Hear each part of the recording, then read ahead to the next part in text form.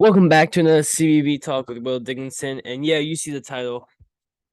College basketball is anarchy this year. It is in general, but this year it's another level of anarchy that is unprecedented, in my opinion, when it comes to, predicting teams, when it's going to be time to fill out a bracket, all that stuff. And this year, it's wild. We had a lot of notable results this week, but we had two major ones. Starting off on Saturday, you had Kansas, who was coming off a loss to Kansas State at home. Now coming on a game now playing a game at home against TCU, gets run out of the gym by 23 points after a great game from Shadari Wells, Mike Miles, David Ball, all of Eddie Lampkin, all around team performance. Kansas lose by 23 at home. And on Sunday, when we thought it was over, we thought Houston's going to walk into this weekend with a sizable number one, in the AP poll and all the polls. No. They get upset when they're 19-point favorites at home to Temple. What can you expect right now if you're a college basketball fan? And this is the year where I'm not. I mean, I've always been in college basketball. This is the year I probably paid attention the most, even though the last 2 years before this, I mean, I was watching it every day. But this year I started talking about it. I started doing a daily top 25. And this year I do the daily top 25, and it is the hardest year to do so. Of course it is, right? Purdue's now my number one, and I understand. I think Alabama is playing better than Purdue right now. I think if Purdue and Alabama played, they'd be the number one. Alabama would probably beat them on the neutral. But Purdue is my number one because of their resume. They only have one loss in the year. They're still playing good in the Big Ten. They're getting wins. And until if Alabama gets another huge win, if they play a Tennessee and get a huge win, or Purdue, of course, loses, they will be number one. But Purdue right now is still my number one. They got the win over Maryland on Sunday in a close one. They had a lead. Maryland got a comeback win. Not a lot of points down the stretch in that one. And the thing about Purdue that I honestly scares me is that they rely too much on Zach Edey, pretty much to do all their work. I mean, of course, that's a good guy to rely on. But if any team could ever get him in the foul trouble, or he's just having an off night, I don't see where a game where if Edey has under a 10-point performance, if they could come out and win a game, where I like a team like Alabama, because even if Brandon Miller is struggling, they still have that team around him that he's not the overwhelmingly best player. He is their best player, which is a good thing. He's so good, but they still have guys like Mark Sears, Noah Clowney, Quinterly, Jaden Bradley. They got a lot of good players, and they're not even fully healthy. Maybe Namari Burnett can come back for that team. Not Sissoko, Bediako. They have such a good team around Brandon Miller that he doesn't have to have an all-time great performance every night to get a win, or just be the best player to still win a game. And moving on to my number three, because I had to take a grand, an outer look at this top 25 after these days, because I was like, okay, maybe I need to reevaluate, some of these teams. And I was like, yeah, that's a very fair point. Maybe I do need to relook at some of these teams. And I moved Kansas State up to number 3. They got a 10-point win against Texas Tech. Yes, Texas Tech's the worst team in the Big 12. They're 0-7, I believe. It's tough for Texas Tech to be 0-7, and it's a hard conference. I believe they're in any other conference, they would at least have a couple wins under them. But when you're in the Big 12, getting a win is hard. But Kansas State, man, is such a good team. Marquise Noel, 23. He was shooting them from the logo this game. They have a Keontae Noel, Tomlinson. They just have a really full team. David Sills. What? I think it's David Sills. I don't even know. Anyways, they have a full team. Those jerseys they're wearing, I wasn't a fan of, though. The multi-color shorts and jersey. Keep it to one color. But this Kansas State team came out of nowhere this year, and now they're ranked 3rd in my rankings, which is just insane from Kansas State. But let's get back to that Kansas game. So they were 2 coming into that game, and my rankings are 5. I've moved now Kansas down to number 11, 7 spots. I know that might be a little harsh, and I also thought about that. But Texas got a better resume than them. UCLA, I still like them, even though they took a road loss by, 3 points? We can talk about that game in a little bit. Iowa State, I know they had a loss this week, but on Saturday, but they only lost to Kansas by 2 at Kansas, so and Marquette, they were really close too. But Kansas, if you just got beat by 23 at home, I have to recommend you your second loss. And the thing about Kansas that scares me, they're starting to get really reliant on Jalen Wilson. 30 points in this one, but no one else can get it going. Grady Dick has struggled to shoot the ball in these last couple games, and KJ Adams has gotten into foul trouble, which has hurt them. And then they don't just have a lot of great guard scores. They relied a lot on McCullough to score, which is he takes primarily on the defensive end is where he shines. And when Grady Dick's not hitting shots, they're not a deep team. And Kansas is gonna have these losses. Like last year, they got blown out by Kentucky at home, so they're gonna have a tough game at home.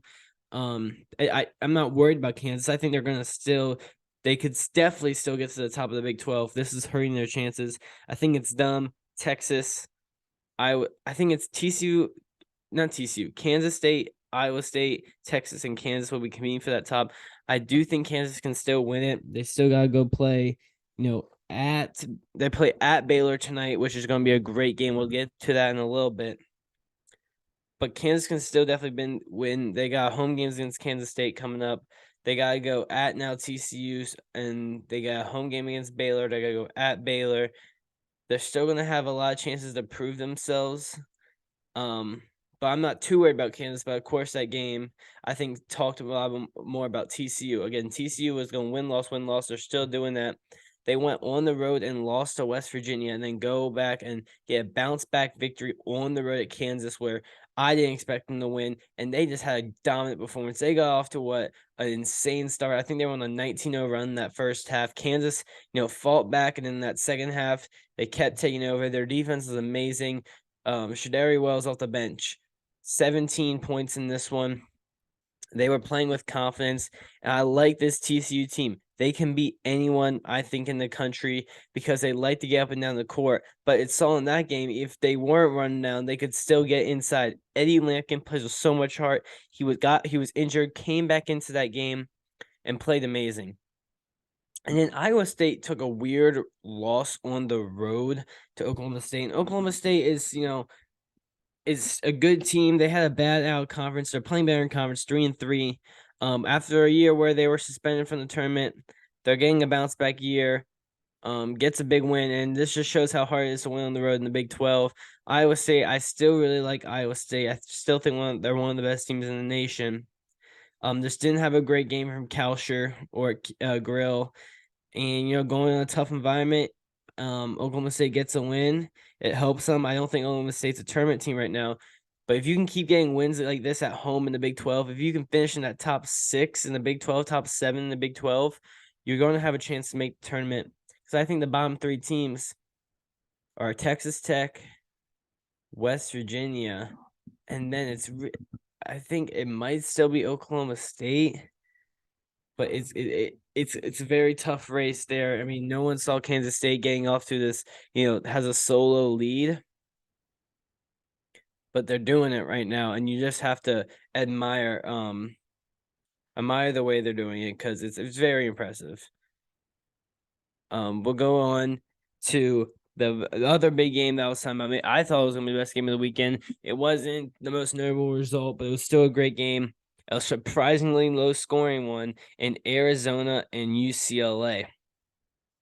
Arizona got off to a good start, and UCLA just kept chipping away. But Tommy Lloyd gets his 50th career victory, the fastest in Pac-12 history to do it.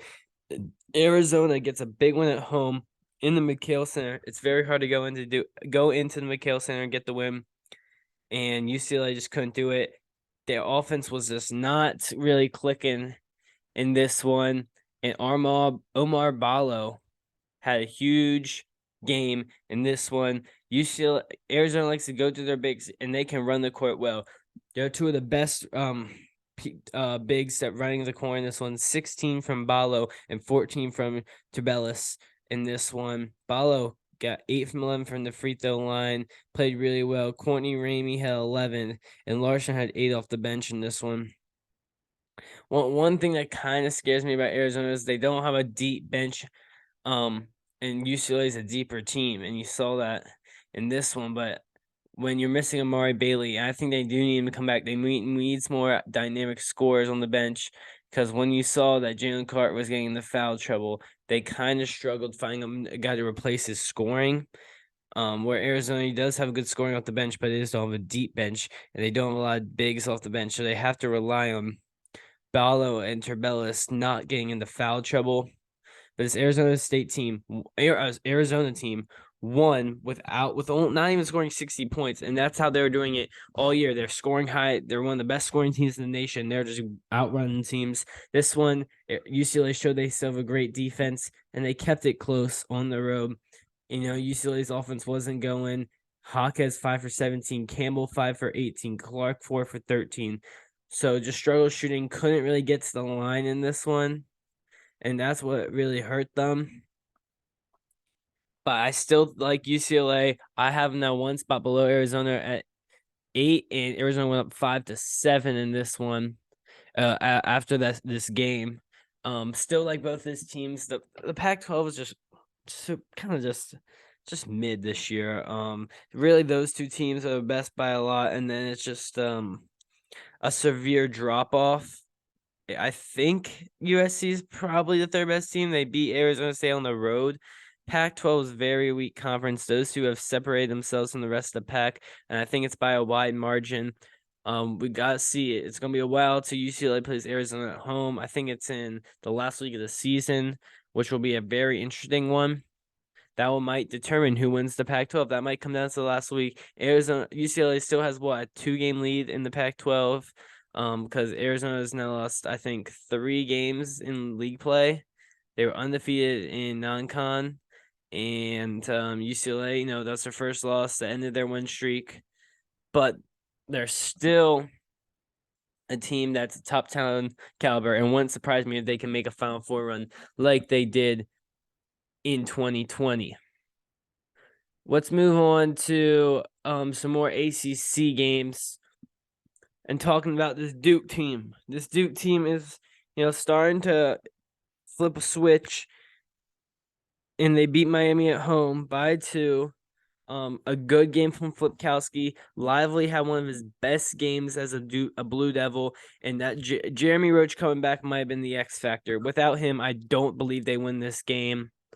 Wong just didn't have a good game. Second straight one where he struggles. Nigel Pack came out first half, played really well. Wasn't great in the second half. Miami's offense in the second half just wasn't hitting shots, wasn't playing amazing. Duke gets a big win. They're just outside my top 25. They definitely have a viable case to be there. I have them just out. But a big win for Duke. Again, they don't have any losses outside the first quadrant, I believe.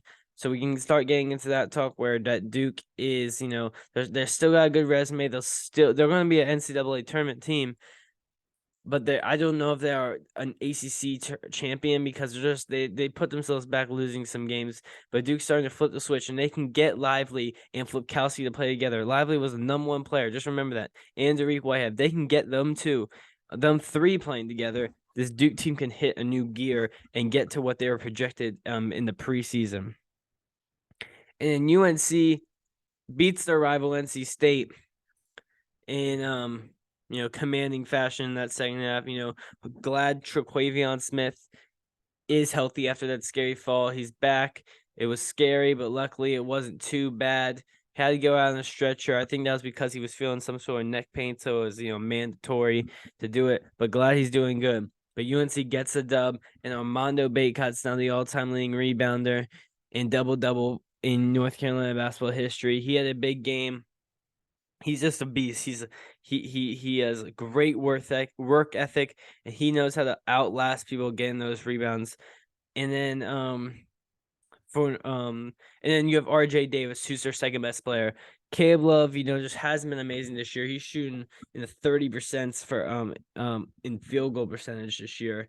And RJ Davis is that point guard, and when he scores 20 points, they don't lose. He's the second best player in this Carolina basketball team, and I think Carolina is the best team in the ACC, or in the state of North Carolina. They're not the best in the ACC. They're the best team in North Carolina, and they're starting to play like not what they thought they were going to be, but they're starting to get to that level that they were projected to be going this season. Big win for North Carolina. NC State, that's a tough loss to have. It's hard. You just don't beat Carolina. They're a really bad rivalry. It's funny seeing all my friends, Carolina friends, just post like NC State sucks. You should beat NC State at home. And my Virginia Cavaliers got a big win on the road in a very hard place to win it. Wake Forest. Armin Franklin now has a second good game in a row, and he's really taking that jump from last year. Last year he was, very inconsistent, not a great 3-point shooter, and this year he gets his first double-double in as a Cavalier, had 25 points, and he's starting to hit that three consistently. The thing about Virginia scares me is they don't have a great big, so if you go against a healthy Armando Bacot or a Kyle Flipkowski, that could bring them trouble, or PJ Hall. But I do love Virginia. Their defense is still elite, and they have a game manager, a guy who can controls the game at Kihei Clark, which puts them to that next gear. 15-3, Tony Bennett 400th career win. Virginia sitting at top in the ACC. I have them at 14th. The AP polls them at 7. So maybe I'm even underestimating my own team. But I just can't deny that they don't have a lot of amazing wins. Yes, they beat Baylor. Yes, they beat Illinois, but they just got handled against Houston, and they haven't played the hard. They have beat UNC, but that was without Armando Bacot, and I'm still skeptical if they go play a Duke team or they go play a tough team on the road. And Wake Forest is a tough team on the road, but I just think that these other teams have better resumes than them. But if Virginia keeps winning, they're gonna keep going up. So shout out to Virginia for getting the job done at Wake. Not an easy place to go into. The two longest streaks in college basketball survived, Charleston and FAU. They keep winning. They're still in my rankings. They're in the AP poll. So shout out to Charleston, 21-1, longest first team with 20 wins, most wins in the nation. FAU keeps doing their thing. Both those teams are really good. And then Kent State has now the third longest win streak. They have 3 losses this year to Gonzaga, Houston, and Charleston. Those are 3 losses. So this Kent State team, I remember saying this one of my first episodes doing this, when Gonzaga played Kent State, watch it be a close game. Remember, it actually happened. And I totally forgot about Kent State. That I saw that this afternoon that they had the third longest win streak. I was like, oh my god, I remember saying that right now. And yeah, I mean, that's actually pretty crazy. Auburn keeps winning. Tennessee looking like the second best team in the SEC. Alabama's just destroying everyone right now. Like, they're just on that level. Texas gets a good road win. Gonzaga is still struggling. They win by 9 at Pepperdine, but they allow 90 points to a Pepperdine team that isn't good, and you allow 90 points, so they're not playing at that Gonzaga level. But hey, as long as you keep winning, you keep winning. On Sunday, we had a really good game from a guy named Trace Jackson Davis.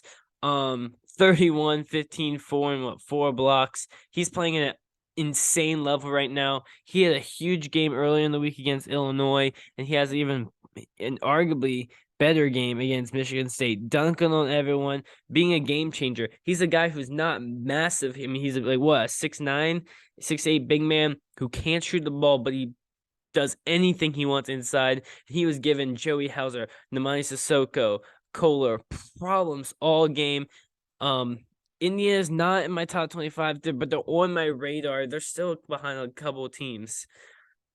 to get in, but they're starting to get back to that Indiana level basketball that they were supposed to play in the beginning of the year. They went on a little rough patch, and they're not fully healthy. They finally got God, I can't remember his name. They don't have Xavier Johnson back quite yet, but they got back Race Thompson back. He played 4 minutes in this one, but he finally was back on the court. And Tamar Bates was lighting up threes, 5 of them. And Trace Jackson Davis was just a beast all game. Galloway was good. And good game from Hauser, but the guards were just not producing there with Tyson Walker and AJ Hogard.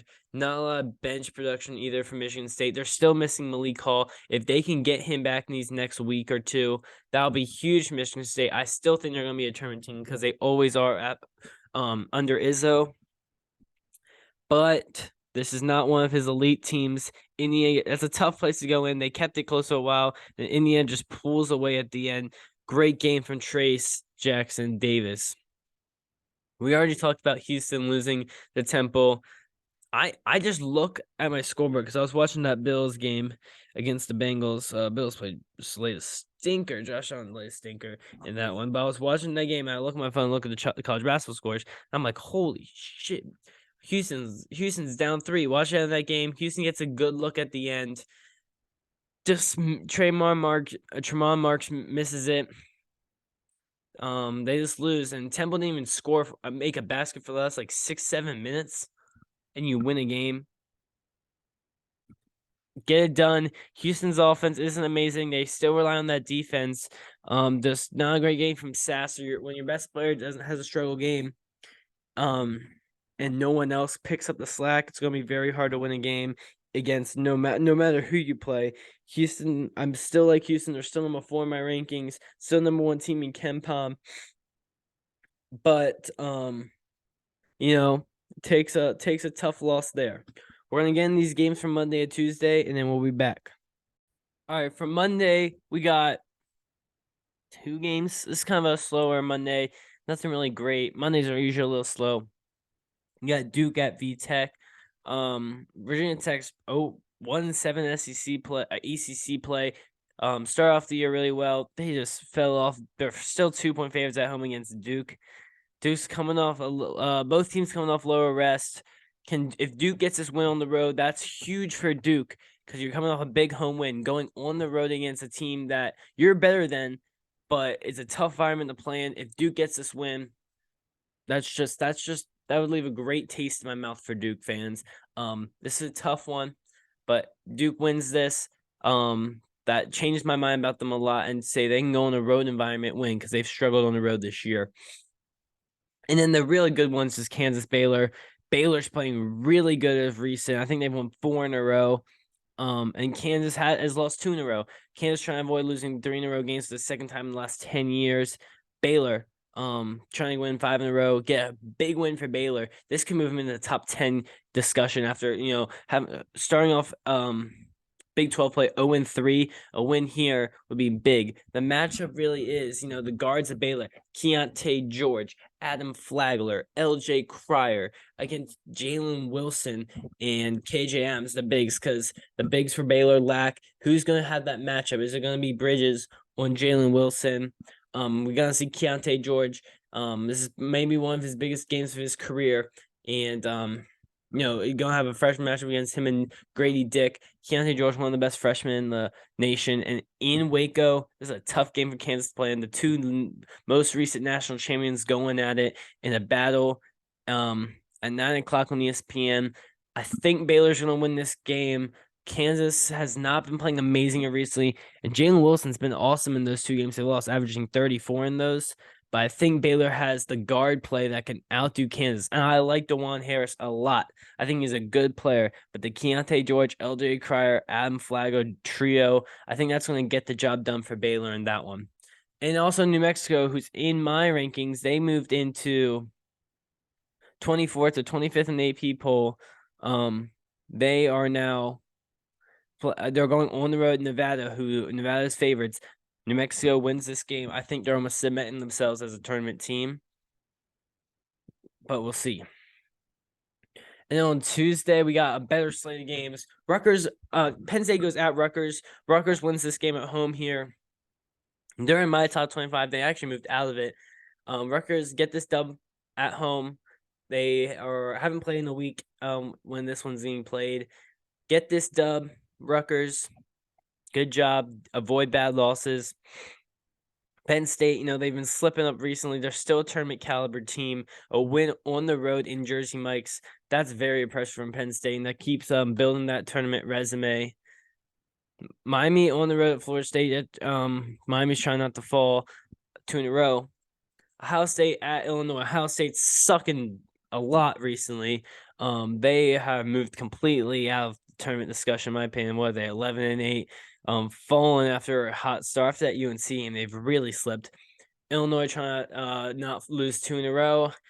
Need this win for Illinois. Whatever team loses this one. If Illinois loses, they're still a tournament team. If Ohio State loses this one, they might just be done. For the year. TCU's hosted Oklahoma. That should be a win for TCU. This could be maybe a trap game after that win against Kansas. But I think Jamie Dixon will get them ready for the win.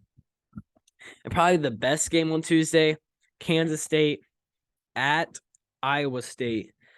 Two of my opinion, the two best teams in the Pac Big 12. I do have Texas ranked higher than Iowa State. It's just resume based. They're a better team. I think Iowa State would beat them on a neutral. Kansas State, they're playing like the best team in the Big 12 this year. A great matchup with Kalsher, Caleb Grill, and then you have Kansas State's duo of Noel and Keontae Johnson. Good firepower in this one. This should be a great game. Going into Ames is going to be tough for for Kansas State. I think Iowa's going to pull this one out. Iowa State's going to pull it out at home and remind teams that they're a legit contender in this Big 12. But if Kansas State goes on the road and wins this, I am just so surprised from them because they've surprised me all year long.